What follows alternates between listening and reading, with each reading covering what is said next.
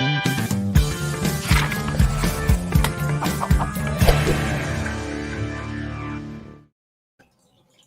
right, we're back. This is Monday. It's been a while. It's been I look back. It was a month. October 7th since we did one of these boys. Jesus. So, I know. Well, I've been slipping. I know Z's been pulling double duty and all this good stuff. So, I appreciate everybody. I know we've been trying to do more on Tuesday and stuff too, but we can do that too. I didn't tell you. Next Tuesday, I have jury duty. So, Jesus. I know it sucks. So, I don't know if I'm actually going to get picked or not, or all that stuff. I just have to show up. So, and then obviously tomorrow's election day, so I don't care who you vote for. Just hope you have a good election day. So, yeah.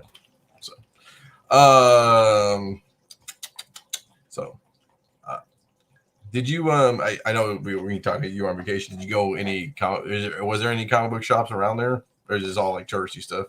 No. So I mean, once I'm in Mexico City, there are comic book shops. The issue is that the one good one that I found, so the issue is that I can't find any of the ones where I don't know who to talk to find they would be comic book shops. They would just be like old school, like paper goods type places. Because that's the only place you're going to find like those old school, like, big booty Gwen type stuff. Because that type of stuff isn't going to be in like a more modern comic book shop. That's what I found too. And the stuff that they're trying to sell typically in those shops is going to be like American comics. Like the times I've gone in there, I've come across first appearance of Jesus, why am I blanking now? So first appearance of Miles, I've seen in that shop in one of the shops before. First appearance of Ghost Rider type stuff like that. So, and then they want American prices for it. Actually, they want higher than American prices because they don't get those comics that often. So they're even more rare down there. Yeah. So that the exchange rate really doesn't help you out with trying to get stuff like that. And nobody seems to have any interest, at least down there at the moment. They don't have interest in their own old comics. So it's really hard to track that stuff down unless you stumble into like the right shop. And honestly, I hate to say it, but I think a lot of that stuff has been pilfered by people who have figured out that, foreigners want it. And so they have now started shipping it out through eBay and stuff for big money. So. Or people like, I wouldn't say execs, but like people who travel to Mexico frequently, who are like comic book people, like, oh, I can, like you said, just bring it over. I mean, you declare a comic book, nobody knows what that costs. You know what I'm saying? Like, you're like, oh, it's $1. You don't declare any of that shit. Like nobody gives a fuck. The only thing that they care about when you go through customs is, are you bringing in food and things that are living? Like that's really about it. Everything else, like you can buy all of the tchotchkes you want, all the paper goods and stuff. I've never, whether it be the UK, Japan, Thailand does get a little funny about it, but Thailand more so doesn't want you taking out artifacts and things like that. Like they have a bad problem with people getting their hands on historical artifacts and trying to take them out of the country. Like it is illegal for you to buy and try to leave the country with any forms of representation of Buddha from Thailand. So that's one of the things they'll stop you on. And also they still have a lot of goods there that are ivory. And so that's a no-go from a whole international perspective. So they're not trying to have that stuff leak out. But yeah, for the most part, you're not going to get stopped in customs for paper goods or anything like that whatsoever. Yeah. Interesting. Cool. Yeah. I know you're a man of many travels, so I thought maybe you might have scored some big stuff. No, I was looking. I mean, I've got I'll be in London at the end of the month, so I think I've got a better chance of finding stuff over there. Talk to Ben Longshort. He went to London, I think. So he hit up some spots. You got some good stuff. I think you got like Tank Girl, like some Tank Girl stuff. I was able to get her first and second appearance and a bunch of other really good stuff for reasonable prices out of this one shop in Scotland. I'll definitely be making the rounds while I'm in London. So. Cool. So we're gonna start with the news here. News is it's pretty, I wouldn't say heavy. It's a couple stuff. I didn't want to go too crazy. We'll leave this one for last. So Lego toys always per usual spoiling the stuff. So Lego dropped pics or sets of what's going to happen in Captain America. Was it Brave? Is it Brave New World still? Is that what it's called? Yeah, it's Brave New World. So obviously on the bottom it's Captain America, Red Hawk, Falcon, and Saber. Was it Saber? What the hell did I say? Who's that girl? Me and like something like that, like Sabra or something. Sabra. It's like nobody really cares about her first appearance, I guess, even though like a new yeah, she was mentioned before. Like she's been a known thing for a while, at least. That because I want to say she's an Israeli mutant / operative in the comics. So yeah, it's here we go. Do this. Yeah, so it's on the thing. It's Ruth Bat Seraph. Yeah, so her first cameo is Incredible Hulk 250. The first full appearance is 256. And as this was getting announced, I was like, oh, you showed it to us. I was like, what's 256 is going for? And like I saw a 98 newsstand on here. Yeah, 2350, which I mean that's just somebody asking for it, but I thought it would be interesting. Yeah, I mean let's be real about it. Nobody's going to think about her past events of this movie. I mean, we don't even know if they're going to maintain her mutant, origin stories either. So yeah, I mean, people are picking up stuff for like November 3rd, 189. But I mean, it's like really $150. I mean, maybe it's a good buy at that point, but yeah, like you said, it's not going to go super nuclear. So that's Lego. They're kind of spoiling stuff, but it's okay. I'll save this one for the second for last because it's a roundup of everything. Set leak photos, I guess, or set photos may be released, I guess, theoretically, if Spider-Man Noir, right? So. Yeah. I mean, the way these look, these definitely weren't intentionally released. Somebody was definitely just walking by or was on a closed set snapping photos when they shouldn't have been. But yeah, I don't know. I mean, this would be fun. I mean, no expectations and can't be any worse than Madam Web. So that's a new go-to. So yeah, I'm excited. It'll be cool. Like it's cool to see a good offset of this. I didn't even put on here. Did you watch Agatha? All Agatha? Actually, I did. It was actually really good. Except I thought it was really good too. That last episode needed a little bit of work, but overall, they managed to take a character that I was like, I could give two shits about. And actually made me want to know more while introducing a new character or introducing the teenager version of a new character and setting up more Young Avengers stuff. So, I mean, they accomplished everything that they needed to, met and exceeded all expectations. So I call that a passing grade. Good. Do you think we'll get season 3 out of it? You would assume, right? I mean, it'd be interesting to see who Billy turned around and saw. Spoiler alert, Billy.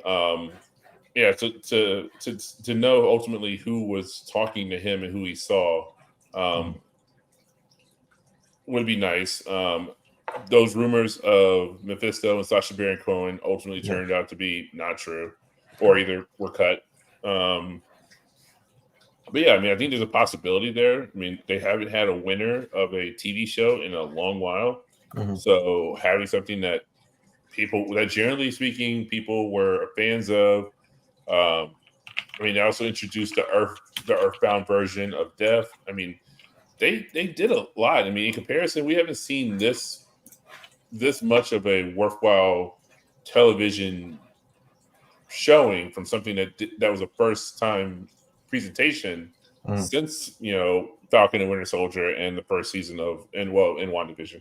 In WandaVision, yeah. I mean, look at episode 8 hits 4.6 million views in one day, up 10% for episode 7. So people are engaged, right? People are watching it. They're not dipping off, or watching it later. Yeah. So. Yeah, I mean, it had a worthwhile. I mean, though relatively blatantly apparent, but still a worthwhile mystery of who was teen. Ultimately they did the whole dangling of Mephisto and potentially Blackheart and all this stuff. They did it well, where you weren't disappointed in the end for them not to make an appearance. The story made sense. It even and then the big kind of twist ending of not gonna reveal that for anybody who hasn't had a chance to watch it. But there's a twist to the ending. Again, it was well done, and yeah, I mean, I was actually decently surprised because man, it's been slim pickings out of television Marvel for a minute now. And Captain held her own. You know what I'm saying? I mean, she didn't get lost. It wasn't like some other. I mean, obviously Aubrey Plaza did really well too. But I'm just saying, like, she didn't like kick a back seat in the episode. You know what I'm saying? Like, yeah, no, I mean, she held her own. She managed to, even at times where Agatha kind of is, subjected to being a second tier character in the episode. Correct. They were all worthwhile and strong episodes. All the surrounding characters were you were invested in, and they did some really cool things, like the way they played around with somebody who was mentally displaced in time was really, really cool, and the way they represented that and had callbacks to things that were passing statements that made no sense in earlier episodes. It all made sense when you realized that a character was slipping through time in the same way that Loki was, and things were said. And once you piece together the entirety of like the chain of events, you're like, oh, she was time slipping, and every time she said something at that point in time was her completing the thought that she was currently in, but transposed across many different periods in time. Yeah. And I mean, they did that better actually than Loki did, because Loki kind of like did it and then ran away from it, and because you can get lost in it, you can get confusing, right. And I mean, it was just solid. It was solid. Again, the ending honestly is the only thing that caused it not to be, I wouldn't call a perfect season of television by any stretch of imagination, but that last episode definitely was a little disappointing in the execution. It felt like, wait a minute, that's it.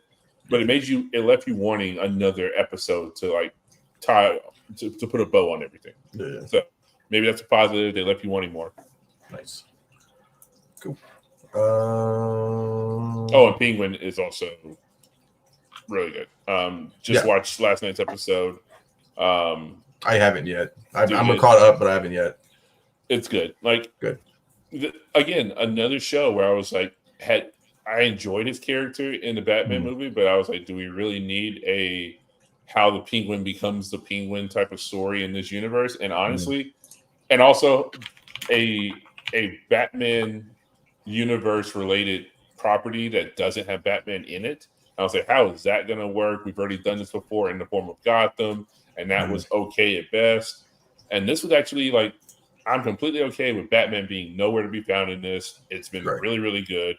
And it makes me excited for what the Batman 2 has to offer. So again, Penguin, can't recommend it highly enough. If you like mafioso stuff, this is a great take on the mafioso world in a comic book form.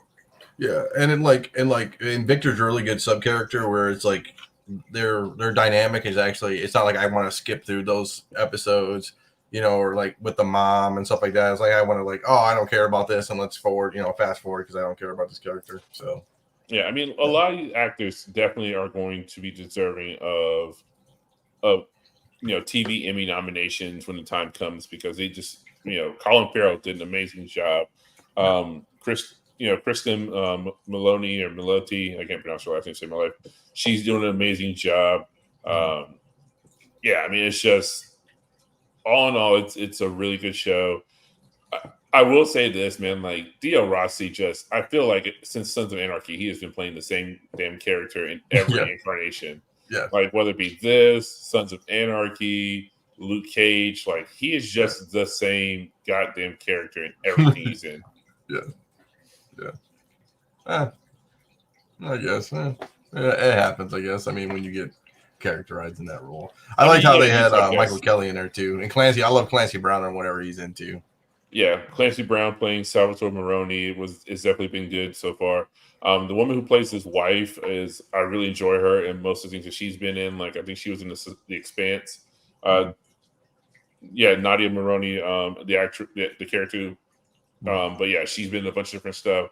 I mean, this was just really, really good. I think there's one episode left at this point. And honestly, it's like I'm kind of interested to see how they put a bow on this and if they can stick the landing. So nice. Twisted Metal season 2 wraps up filming, so we're talking about getting another season. So that's hopefully coming out soon. It's on Peacock. I need to finish season 1. Oh. Yeah, season 1 was really good. I liked it. I mean, I'm a Twisted Metal fan, so you know what's funny? I haven't seen. Do you watch the Twisted Metal comic on eBay? Do you have like a search for that? No, I don't. Okay, I don't know if any comics been sold in a long time. I mean that one crazy variant is so hard to get. You know, like I mean, I don't even know. So one sold. Oh my god, I missed it. I guess so. Autographed by Phil Hester and Peter Gross, $1,500. Oh wow! I mean, I don't think that's a bad price. I mean, for how rare they are, yeah. So, just interesting. This is back on September 15th. So, remember this was like $5,000 during COVID. You know, some stupid number. Absolutely. Yeah, because that's when they first announced that there was going to be a Twisted Metal. Yeah. So you had COVID prices coupled with optioning and going to be a TV show, and yeah, it was definitely skyrocketing. Yeah, you got 20 bids on it, so it's interesting. Okay. So you sent this to me. Did Marvel Studios release this on their YouTube page? Is that how it happened? Yeah. So I think they showed it at NYCC. Okay. So I think it was a combination of NYCC and it dropped on their YouTube. So this runs through and gives us a quick, basically scissor reel for everything that's coming over the next year that they want to announce at this point. So we have the Deadpool and Wolverine will be available on Disney Plus November 12th.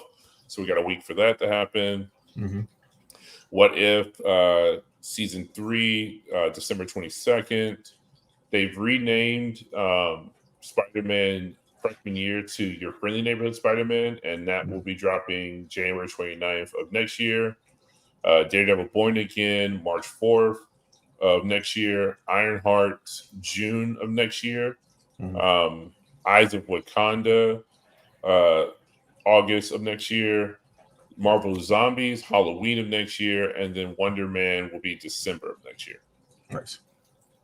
So, and they showed like clips from each one. We got to see a little bit of the Wonder Man stuff. We got to see some clips from basically like a couple seconds scissor reel from Ironheart. Mm-hmm. Again, you saw some John Bernthal in Daredevil action. I don't know. I mean, I'm cautiously optimistic about the next year of Marvel. Mm-hmm. We shall see if they disappoint. I mean, honestly, it's kind of at the point now where if they don't get their shit figured out, like or outside of Marvel, if comic book geekdom does, Mm-hmm. like from a film perspective and television, does not get their shit figured out, it may kind of be the swan song of the properties won't go away. Like there's still money there. They're not going to not make the movies, but there's a big difference from where we were getting multiple a year and everything's being optioned and you had to pick of the litter, to the 90s and the early 2000s where they made one of these every like 2 to 3 years. Yeah. And if things don't turn around, I see us kind of slipping back to a point where we get like a movie a year versus 3 movies a year. And maybe that's not necessarily a bad thing. Or either maybe companies start to pivot, and where we saw things like the Old Guard get optioned and all these other random Image comics and Mm-hmm. these 3rd and 4th tier publisher works make it out to the big screen and the small screen. Maybe they start to pivot and say, hey, what's the new thing that we can hit your cart to? And that looks like that might be video games, honestly, because I mean, look at the box office and just look at the years, right? So 2019, 2018, 2011. I mean, 2012 was the start of it, but 2015, 2018, 2013, 2016, 2018. It's like that's 5 years ago. The one thing that cracked it was Deadpool, Wolverine, and let's just try to get Doctor Strange. I mean, I guess that was the last swung of that one. Spider-Man No Way Home. I kind of don't count that. Do you count that because it's a Sony project, though, theoretically?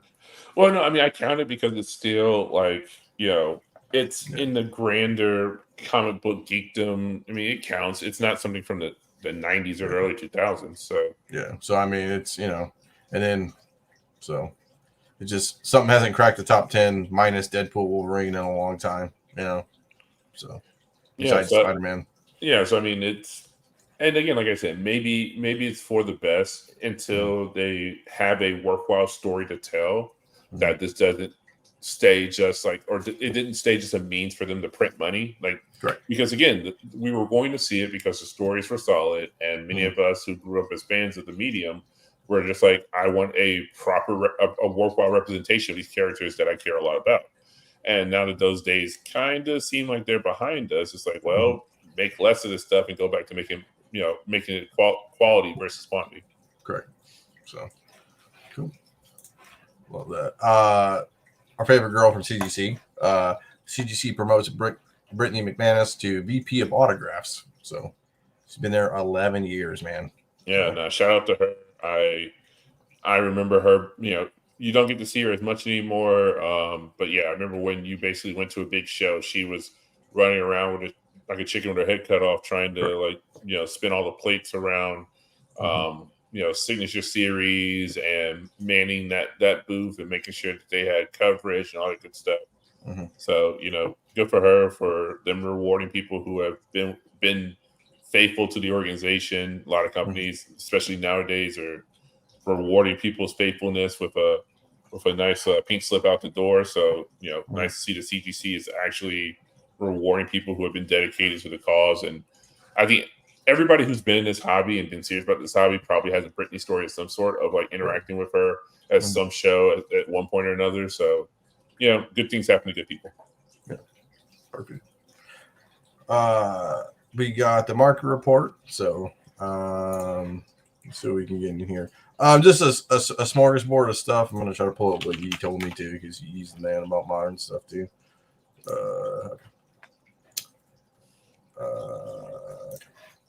So just it reminds me, obviously, it's the Batman Gatling cover of America's Greatest Comics #6, $335, a lot cheaper than the Batman cover that you can get, obviously.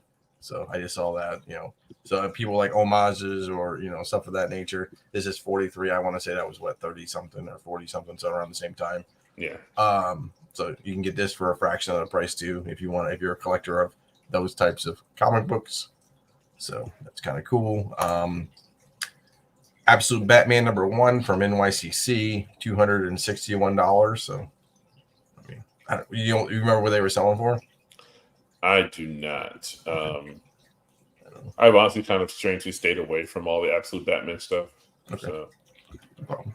I thought this was cool because it's a Batman Force page only, but it's Joker. So he had a lot of pages go off for Batman. So I just picked this one because I thought it was cool. So $256 for just a single page, but high was around $350. So okay, so a little down. Yeah, Batman 1 Kiramas, yeah. So Batman 4, yep. So I thought it was a cool page. I mean, $256 doesn't seem that bad for a page, I guess, theoretically. So yeah, I mean, especially when we're talking, a single digit Batman comic, in some of these cases, this might be the best some people could ever hope to get. So yeah, and it's Batman and Joker on it, so it's great. Black Terror 7.0 PGX for only $721. Is it truly a 7.0? I don't know, but cool classic Schomburg Nazi bomb cover. So I just thought it was cool for $700 for a 7.0. I mean, seems pretty cheap to me for that high of grade, if it is truly that high of grade. So yeah, I mean, with PGX, you never know. Yeah, so I didn't really scope into it, but it's okay. Catman Comics #1, pretty hard book to find. 5.5 mid grade, $6,905. So a lot of stuff going on there. I love it. 41 Origin of Deacon and Sidekick Mickey. So it's Catman's my jam. I wish I could afford them all, but I really can't. Something for you though. Something for you. This cat, Blizzard had a bunch of bounds going off. Crime Suspense 22 in this bound volume. VF Plus for $9,055. He had a bunch of bound volumes go off. So, oh shit. Yeah. Do you buy bound volumes? Do you stay away from bounds? Not really my thing. I know a guy locally who does them for his own like personal collection. Like he will go and scour my buddy's comic book shop and pull 50 sequential issues, like basically an entire story arc or something like that. And then he has a friend who does professional binding and professional artwork, so he creates his own bound collected volumes. I mean, it's when done well, it's really cool, but it's just not my jam. So I just so I can show people. So he had a bunch go off. So like high grade, like 947. He had a bunch. Here's Aquaman, 6 as I ever see. That Harvey Romance. I mean, he had a ton go off. First, our gang comics. I didn't pick them all because there's just so many. Obviously, Scrooge. What else? Crime Suspense. First 1 through 12. So I mean, he found all these, or he bought them in a collection or something. So. Oh yeah, no, I mean, like the people who do this, like, again, for example, the person I know who comes to the shop who grabs comics for the purpose of doing this. I mean, whenever he passes away or like and his family goes to sell shit, like they're whoever gets a hold of his stuff is probably going to come up on like 50 to 100 bound volumes of comics. And like there's stuff in there that he bound back before it was worth anything that's probably made the turn.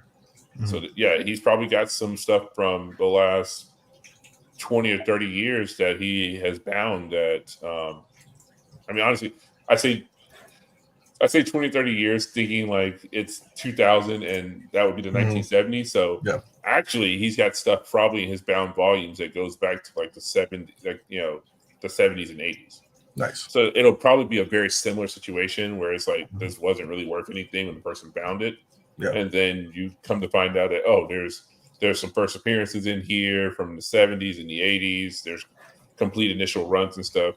But yeah, I mean, it's the same story as people who do bound volumes now. It's like it's what they can get their hands on, and it's just a cool hobby for them to collect comics this way, and not realizing that you may be buying something that 15 years from now is worth 10x of what you paid for it. Yeah. So just interesting. Just chilling on Daredevil 1 since we talked about the little teaser video. So Daredevil 1 $2,900 for a 4.0. Just keeping with the markets going on. I saw this was interesting. So Daredevil 1's $2,900 for 4.0. You can buy a Charlie Cox Virgin variant for $200, 9.8 CGC. By Charlie Cox. I mean, it wasn't a hard signature to get for a while there. He was definitely one of those people who was, working through those companies that acquire signatures for folks. So yeah, he definitely wasn't a hard get during the Netflix days. And I don't know when this was signed, but my guess is it's probably during primetime Netflix days. He was definitely capitalizing off of that newfound fame. I mean, hell, they've got Gal Gadot now. Like you can submit books right now to CGC to get Gal Gadot to sign them. So I can look just so we can see it. It was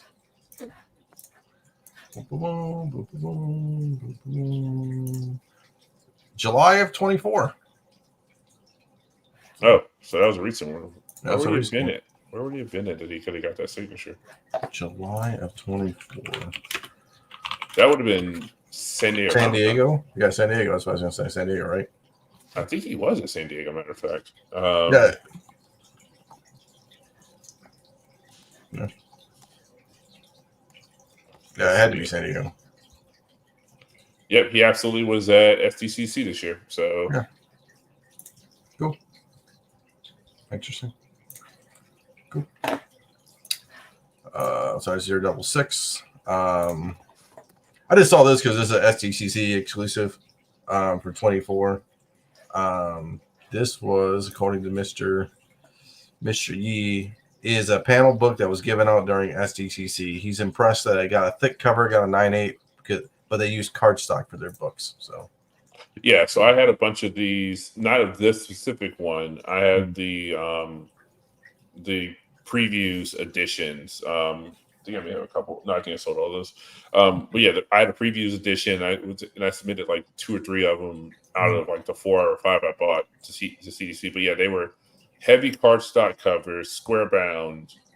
I think they were square bound, but yeah, they were heavy cardstock covers, and a generally thick book. So if you took care of them, because the ones that you got from previews came back deported, and typically for anybody who has gone to SDCC before and done a panel where they give out a giveaway like a book or something like that, the people are handling them properly.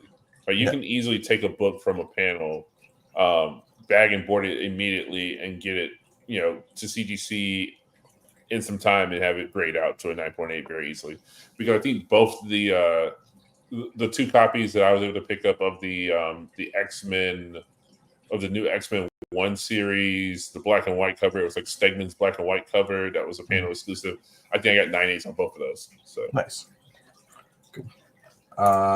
This has got options. So I put on there Ice Cream Man 1 cc at a first print, less to be desired thing, but sold for $383 plus a lot of shipping because it came from Canada, but still. Yeah, I feel like there was definitely a period there when like horror comics were definitely having a resurgence. Like, and every single one of them was getting there was talk of optioning happening across the board. It was like it was this stuff. It was the stuff that how was that line of comics? The ones who did a Walk Through Hell. Let's see, who was that? That was Garth in his book, and that was what publisher was that? I want to say it's not Dark Horse. It's I'll tell you. Aftershock. Yeah, Aftershock. Yes. Yeah, so Aftershock was putting out a bunch of stuff that was, looked like it was going to get optioned. What was it? On the Lake or whatever? The one with the hell was it? The Nice House on the Lake. Nice House on the Lake. Yeah. Yeah, everybody thought that was about to be the next Something's Killing the Children because it had Tinian writing it, or Tinian, however you pronounce it. But yeah, there was like a period there for about a 2 or 3 year window where like horror comics were definitely king shit for a little while there. And all of them seemed like they had the possibility of getting optioned, and many of them did, but we still haven't seen a lot of that shit come out or show a lot of day. I mean, at some point we really should sit down and just go through the list of everything that has been optioned in the last 10 years that we're still waiting on. Yeah, we can do that. Everything from Southern Bastards to Christ. What was the one about the mafioso housewife? The one who's a housewife mafia enforcer or hit woman? Yeah, Lady Killer. Lady Killer. And honestly, Lady Killer is probably doomed because that was Ryan Reynolds' wife, who was the one whose company picked it up and was supposed to star in it. And yeah, I just don't see that panning out anymore because she's kind of on people's shit list now. Yeah. But yeah, there were so many things that were like, going back as far as like 2017, 2015 that were optioned that still haven't seen the light of day. So yeah, I'm just trying to figure out. We'd have to find a list. We can do it though. I'm sure Devo could help us easily. So, Ice Cream Man. I just saw this Incredible Hulk 340 went for $985 for a 9.8. So, still a little heat on this book, obviously. Classic covers. Yeah, they hold their value. Yep. Iron Man 55. 8.0, pretty high grade, right? $817. So there was a point in time when that was a $2 to $2.5 book any day of the week. Yeah. So we'll see how that goes. Jim 83, 1.5, 3,150. So entry level is still going to cost you around $3,000 to get into this book, roughly. Yeah. So if you're in a Thor, I don't know. I always see a couple of these every little bit. Killers, so LB cold cover. $437, pretty rough, pretty beat up. Not your typical LB cold cover. Obviously, it's not super hype. It's not super you know, what would I say, hippie version where it's colors everywhere. But obviously a cool cover nonetheless. I want your thoughts on this one. So 7,000, I'll pull this up. 7,000 plus comic book warehouse find lot. Spider-Man, X-Men, Batman, Invincible. Average near mint 9.4. $2,755 plus $450. So we'll call it, what, $3,200 altogether roughly. Everybody's gonna ask me what's in the lot, so we're gonna look. Let's see what it actually says, so I can pull it up. Comic warehouse. He had a bunch of these go off. I just saw this one.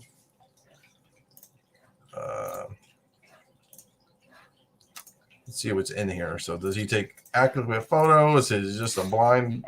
For $3,000, I would think it's not blind. Oh, so here's this one. I mean, decent bit of fodder. Yeah. Nothing that I see that's blowing my mind right now. I mean, it's Darkhawk 1. That's kind of, no. A lot of Venom. Legends no one cares about. Well, wait here. Go back to that second photo. There was quite a few of the Wolverine where he loses adamantium. Those had their day in the sun. I mean, you could probably get $10 off each one of those. So, a lot of Venom, Lethal Protector, but 5. Like I said, Legends, Midnight Suns. I mean, I don't know if they're going to have their day eventually. I don't know why it's not clicking. Thank you. Oh, thank you. Midnight Suns. Nothing that's crazy in this lot that I see right here. I mean, yeah, Little McFarlane, ASM. Superman, Spiderman. I'm not seeing the 2000 yet, but okay. I mean, up here, king size Avengers, Rogue, right? Was it Rogue? Yeah, first Rogue, first Bishop. So let's see, we got first Rogue, first Bishop. First, God, what's his name? The one who was the surprise not villain of Captain Marvel and got killed off in Secret Wars. Is that Hulk wedding photo or wedding issue? Yeah. I want to say there's talk of Gambit's wife returning in season 2 of X-Men 97, and that's her first appearance beside the first appearance of Bishop.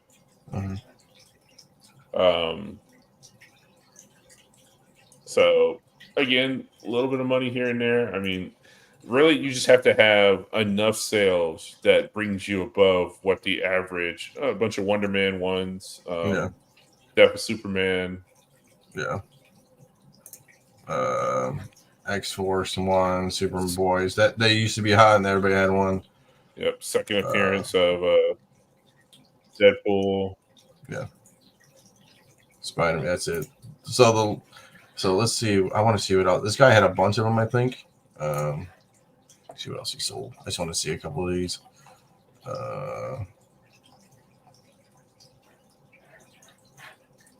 It's kind of weird that I can't. I hate this new version of things where I can't just hit like sold items, like like the old way of doing it. Sell other items maybe. Just hit search. Just come up. No. Okay. Categories. Why can't I hit like sold? Right. I don't know. I go here. Thank you, Jesus Christ.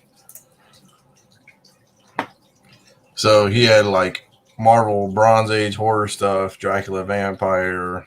Here's another high grade, but that one just had a big lot of it. You know what I'm saying? So he's just busting out runs of stuff. You know what I'm saying? At the end of the day, I mean, I think whoever spent that, that 27.55 or 27.55 is going to be not necessarily super happy. Yeah, but I think some of these other ones, if they are in high enough grade, you could probably send off a handful of each title and do a pre-screen 9.8. I mean, this one has a 300 in it.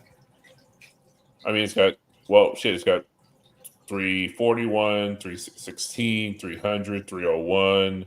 I mean, yeah, this one's actually a pretty solid one for the money. And that went for 550. So I mean, depending on the grade on the 300, right? I mean, hell, you get McFarlane the signees, but I mean, they, what I'm saying. Yeah, I mean, there was a time where having sent off that many of them to a McFarlane signing, you were going to easily make your money back tenfold, especially if you had nothing into the acquisition of them. Yeah. So for Sinister, Jubilee, right? Yep. First, Binary. Rogue joins the X-Men. So I mean, yeah, so there's some decent stuff here. If they're actually grayed out, then there's definitely money to be made here all day. Yeah. So very, very interesting. So cool. I just saw this and I thought, we'll take a run at it and see what happens. Looney Tunes #1, first Bugs Bunny and Daffy Duck. 0.5 went for $1,000 at the end of the day. So, but that's cool. I mean, pretty good nostalgia piece of history. I probably wouldn't have paid $1,000 for a 0.5, but that's me. I'm coming back on this book a little bit. So Marvel Spotlight 5.75, only 1,700 theoretically. I had an 8.5, but still, I mean, gettable. Yeah, I mean, I was definitely using them during the prime days of COVID selling. I was definitely I had 7 of these in 8.5 that I was just using as bargaining chips because they had jumped up in value so quickly. So anybody who was trying to do a trade, I'd throw one of these on top in a heartbeat. Cool. Nickel Comics, just things I see, old stuff.